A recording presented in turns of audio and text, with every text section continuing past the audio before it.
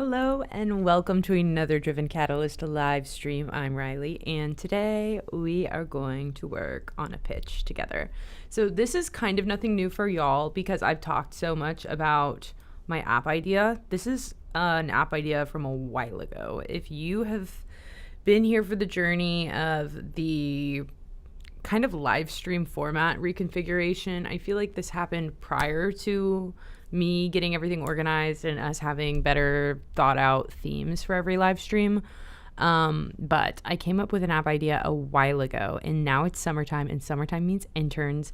And while I was in one of my early morning tag ups with one of my bosses, so the way I work it out with friends and talk about it is I have like a supervisor and a boss.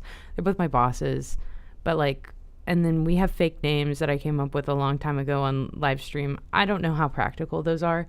But basically I have tag ups with like my direct supervisor boss. And he was like basically front loading me for, we have a meeting later. Front loading, I have learned from my teacher friend, is like when you like prep a little kid, like, okay, so we're going to get on a train and it may be loud on the train, right? I feel like sometimes I need to be front loaded. It's very helpful for me. And I feel like I got front loaded really well in my morning meeting. But basically, he and my boss had met yesterday about what we need to talk about in a meeting we're having later today, which is so funny. I feel like a lot of corporate life, which we mostly escape around here, but I feel like a lot of corporate life, from what I've heard, is having meetings about meetings that we need to have. And that, I feel like, is very much what I'm describing to you right now. But we were talking about other things, and then he was kind of briefing me on things that I should brief myself on prior to us locking in and having like kind of a big boy meeting later. Everyone's so busy, so we don't have the opportunity to meet together, all three of us, as often as we used to. So when it happens, it feels big. It's important. So with that, while we were meeting, I came up with some fun ideas. I like had a vision, That's So Raven style vision of me running the interns like a summer camp this summer. And I have absolutely no qualifications to do so, but I think it would be fun for everyone involved, I hope. And so I'm going to put together a little PowerPoint pitching this idea. Not obviously to be up anyone's business that much, but I just think like sometimes we have people being software engineers, working on side projects that are like cool Driven Catalyst stuff. And I think if maybe I could have meetings weekly with them and figure out some sort of capacity to guide them in creating my app idea, it would be a lot of fun for me. So I want to figure out how it will be fun for everyone, because once I've gotten like a little glimpse, That's So Raven style, I can see into the future about how fun it may be for me. I like just really want to figure out how we can make the most of it. I don't know that this is the go-to vibe for computer science majors and software engineers, but like I make a mean party planning committee member. I was never party planning committee when I was in improv club. I was treasurer, but my best friend in improv at the time was party planning committee. I had a lot of friends that were on party planning committee, and I just like would love to facilitate a good vibe. I feel like I have a lot of friends that have been in the tech world and done like HP and Google internships, and they tell me about like, I don't know, how they get wined and dined and sent to these crazy like tech summit meetings, and they're totally like pointless, like they're not getting anything done, but it's like sounds like a cool experience. And I feel like what we offer interns here is very, very different. It's more practical experience. But I feel like some of the like summer camp vibes that some of these big tech giants offer. I don't know. I don't want anyone feeling FOMO, you know what I mean? And so, like, I want to bring the Google vibes. Like, can I bring the Google vibes? That's my intention. So, I have this calendar app. For those who don't know, basically it's like Boggle. Do you know Boggle, where you shuffle the dice and it gives you all these letters? You have to make words out of the letters. It's like Boggle, but for setting your intentions and planning your life. So I am someone who is some sort of flavor of undiagnosed neurodivergent. I'm pretty sure, we're all pretty sure, it's ADHD. But because, I don't know, I know it manifests really differently in females. And because I like never really, very luckily and gratefully, not to brag at all, school was like a good environment for me. Like, I didn't struggle in school the way I feel like oftentimes you expect of someone who's more neurodivergent. But I feel like I've heard that like a lot of women don't. That's not the same story. So it doesn't get catched as easily. Caught. Catched, not catched, caught.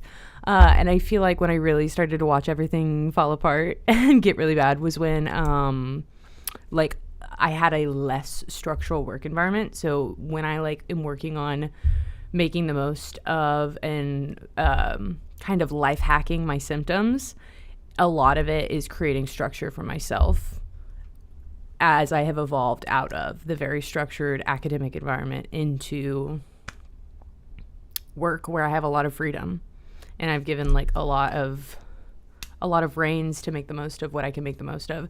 And so I'm hoping this all kind of connects back to make some more structure for myself. And also this app is kind of comes from that idea, the idea that kind of when you want to plan your life and create structure for yourself, but it's your extracurricular life, right? So I feel like I'm very quick to want to jump into clubs and like get super duper involved in things. And then that can be kind of tough because then it's like I just created another job for myself. And so then gifted kid burnout is a big thing. I feel like I'm using buzzwords, and I'm definitely not trying to call myself, me, a 24-year-old girl, a gifted kid who is burnt out. But I feel like similarly, like I feel like I experience burnout in weird ways, and a lot of that comes from creating weird obligations for myself. But I find if I don't create weird obligations for myself, then I'm less inclined to do the thing, and more often than not, doing the thing is actually really, really good for me. And so finding a cool way to create that structure for myself that doesn't feel like an obligation, and that isn't just like actually throwing half of my life into an organization again, right? And I assume most people must operate that way, because when you look at some of our prominent institutions in society, like the way we find fellowship, the way we find and build communities is through creating those cyclical obligations. Like you look at going to a church or a temple or a mosque, and getting involved in like a faith community, things like that. We have these structures. It seems like a lot of people like prefer to kind of dive in. But I feel like as opportunities have expanded and things have gotten kind of tossed and shaken up in the world, like I feel like we have as a society, as things have modernized, like now we have people who work remotely and like all of these different things that are facets of our society that I think we just take for granted now. But if you actually think about the way that like the nuclear family and all of these crazy traditional family life structure concepts came about, you realize how much of like the way traditional communities have been built and family structure, all of that, how like it's kind of a free-for-all now for how we figure out how to meet and connect with others, and make the most of our time. And I don't know, I feel like I have personally experienced that it kind of is like it made my head spin trying to adjust to making friends and like building community and settling in and like having good balance with everything when I moved out of a more structured educational environment and into being in like in a work environment and being an adult, so to speak, whatever that means. And so I like the idea of building a tool that like helps mitigate some of that. So the idea is that going into a lot of months, I like used a bullet journal. And as I like slowly but surely started to get more organized with myself and my intentions for myself, I started to be like, oh my gosh, like concerts. Like I love live music. It's so good for me. And it's like a new experience. It puts me out of my comfort zone. I go to concerts alone quite a bit. And so I meet new people. And like that is just such a good thing for me. But like, kind of who knows who's coming to town, you know what I mean? And so if I just wait, I've accepted that it's something in my life that I should almost go to even if there's not a musical act that I'm seeking out. Like I know I will have a fun time if I just go to a concert. So kind of in that vein, or same with friends, like it can be hard to chase friends' availability, but if instead you are approaching it as like, these 5 things are goals I have for myself this month. And I want to be intentional about scheduling those things for myself, but I don't really have a schedule. That's the idea behind this. So again, it's like Boggle. In my mind, you have like 5 things. You set 5 intentions for the month. Maybe it's like you have a partner, you want to plan a really, really intentional quality time centric date night with them. You want to call an old friend, or at some point this month you have to go visit your family back home, something like that. Maybe you really love going to see movies alone or movies with friends, and so it's like nothing good is out, but I know like I'll have fun if I go see a movie. Maybe that's one on your list. Or maybe it's like, okay, literally 1 week this month I have to meal prep. That is to me like the kind of foundational intention that you may have that you cycle through each month. So you set like 5 goals like that for yourself. And in my mind, you can go in and like edit things, right? So if one of your intentions is like, I need to go home and visit family, well, maybe your life is such that that can only happen on a weekend, right? So then you go in and you say, okay, this has to be Saturday, Sunday. Also, that's like something that's not a one-day thing. So then all of a sudden now it's like 2 tiles on your calendar that you're setting up, right? Saturday, Sunday, whatever that looks like. So things like that. Or if like I always stay late at work on Wednesdays, then maybe going to a concert isn't going to be good for that. So you can go in and tailor things like that for each intention. In my mind, you can exclude days. You can include day preferences. Say like, okay, like I'm only going to be meal prepping on a Sunday. Pick which Sunday I meal prep, basically. So that's the idea, is you have different colors, tiles, probably like 5. You decide what intentions you want to set for the month, and then you boggle it basically, and you import your native calendar. So if you use Google Calendar, or if you use Apple Calendar, whatever, in my mind, these work together, because obviously you don't want to schedule something if you already have something scheduled. So then that's the scenario where like, okay, I already have a concert on the calendar, but I still want to do this and this and this, right? So everything works together. So you import whatever native calendar you have, and then you set your intentions, and then you boggle out the rest of your intentions. And maybe you like look at the pattern of the calendar and it looks really dense in like one section, or everything is randomly falling on weekends, and you're like, you know what? I've done that and it makes me feel really crazy by the end of the week. I would rather like front load my schedule, stuff like that.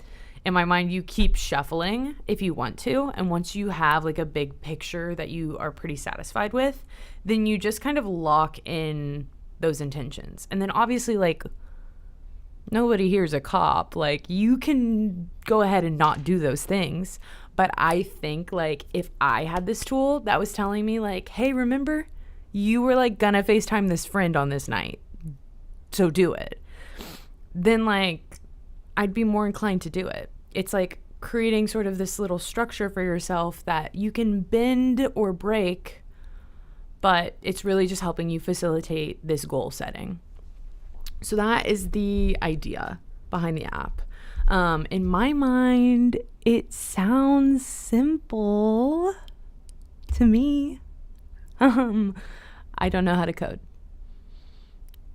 So that is really what all I bring to the table here is that I am a user of apps. So I have some UX, user experience intel. I've done a little bit of user interface design stuff through XD. So that I have that a little bit. I know how I want this to look. I know how I want it to feel. I have a whole bunch of keywords that I feel like fit. And then I feel like I have learned a lot from working on marketing and pitching materials for other apps we've worked on. So I feel like in my mind, I'm starting to build a picture of like, if this did become a real life thing, how are we going to sell it? Because half of the struggle is ROI and figuring out how to not only put something out that people will use, but put something out that people will use and do it in a sustainable way for the time and energy of a company that needs to make some money, right? Like a little bit, like some, So thinking about things like that, that's what I bring to the table. That in addition to, I hate to say it, but I like to think of myself as a personality hire. It's so embarrassing to say. That's so cringe. But like, I like to think I could bring the vibes. I am close in age to probably some of the interns. And so there's that relatability aspect. And I do think I would run a fun meeting. I used to run my high school drama club. And so that's really what I'm bringing to the table. What I do not bring to the table is basically all of the foundational necessities probably needed to run a meeting with software engineers who are still students in software engineering. But I do have some tools on my side. I have the internet and I have YouTube at my disposal. And I am curious if as someone who used to be interested in being a teacher, I'm curious if I could put together like lesson plans, not lesson plans, but like almost like meeting talking points such that I could like be like, here's this YouTube video.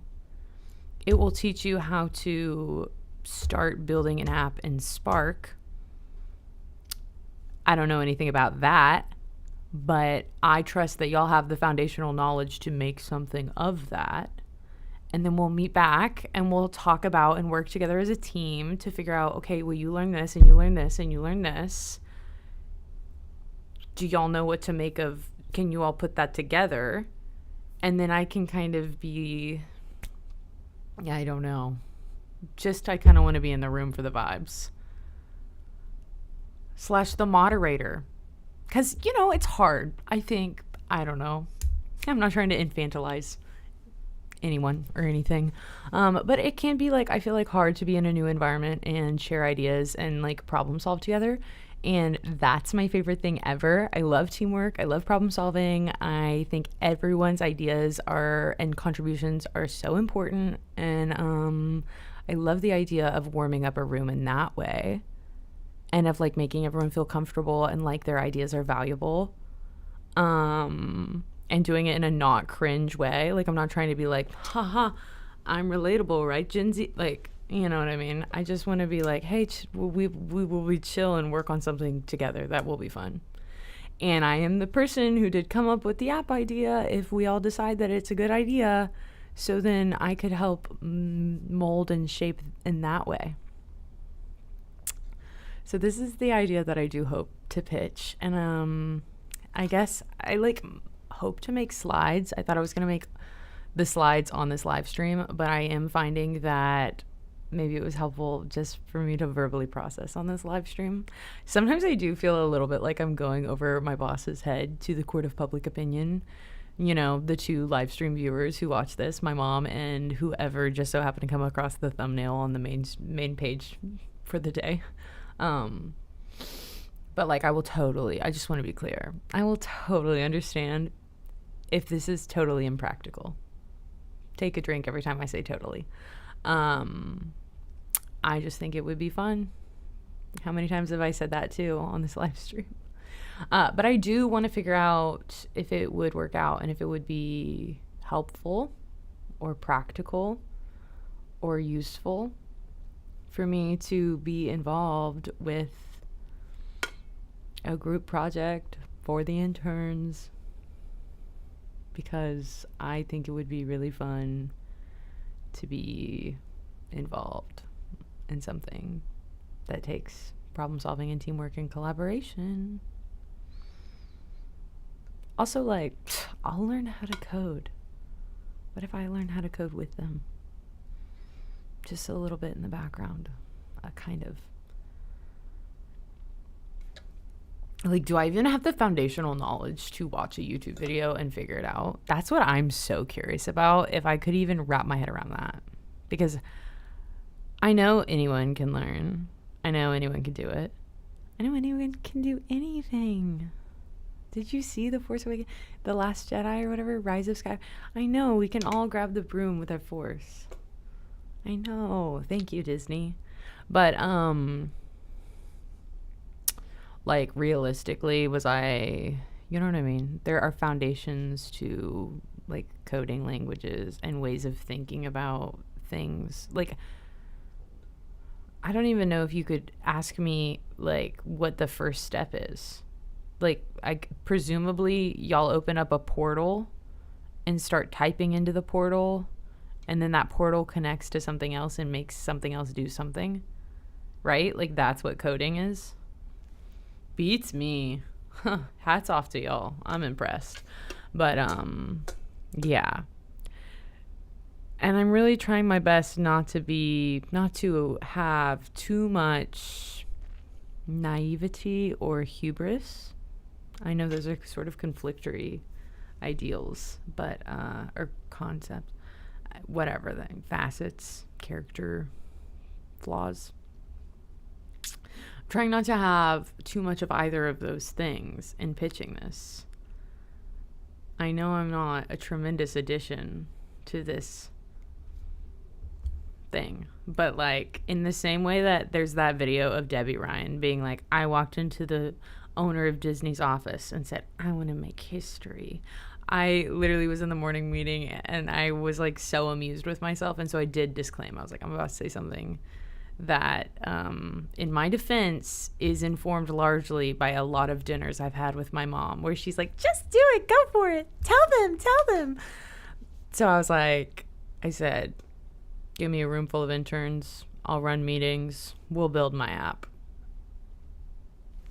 Don't know how we're going to get from point A to point Z, but we'll have fun doing it. That's the energy, that's the ambiance I hope to cultivate. So now I want to figure it out logistically, because, like, wouldn't that be fun? I'll keep y'all updated on if I get greenlit and I get to run summer camp, tech summer camp. At a minimum, though, I do want to be like, we could do like board game night. Y'all want to play board games? Or like Nintendo Switch? Like, not in any kind of creepy way, just like in like a, like, friendship is fun. It can be hard to make friends. I'm not saying that as like a, oh, don't you think it's hard to make friends? I say that as, it can be hard to make friends. So will y'all be my friends? Like, in that way, you know what I mean? I take no pity on no interns. I believe that they know better than I. And I just want to relish in the opportunity at facilitating a group vibe. I don't know. Do people like to hang out anymore? Okay, I'm just talking at this point. But yeah, that's the vibe. I hope you like my app idea. I hope you think that I could run a good tech summer camp. Jury's still out on that one.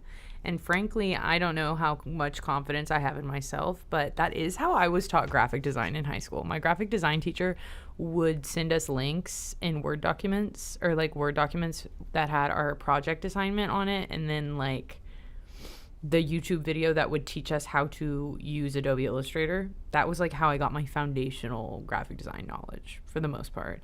And then in college too, I had like 2 professors. And listen, I know snitches get stitches, but I was a little bit like, I am paying tuition. Like, maybe I shouldn't be going to lab and watching a YouTube video on how to edit in Adobe Premiere Pro. Like, maybe that's not the way. But sometimes when you think about learning things, like, how is someone going to teach you how to video edit with Premiere Pro? Kind of YouTube is sometimes the best way. That being said, and because we're on live stream, and when we're on live stream, I do feel like I have a soapbox, and also feel like I'm accepting an Oscar sometimes. I do want to take this time to honor my friend he was a friend from improv, and he's one of the funniest people I know. And we worked on a film project together in college, and I did not know how to edit videos at all. But we were assigning roles in this group project. And kind of the vibes in college were like, you won't learn the thing until you sign up to do the thing, right? Like trial by fire always. So I'd been talking to him like, and it was kind of us against them mentality. Not really. Like we were very chill, easygoing partners. But like he and I would just like go to improv club a lot, and so we would talk about our school assignments on the side. And so I was like, I kind of don't want to do any of the other project roles, but I really am interested and do think it would be for the best if I knew how to video edit really well.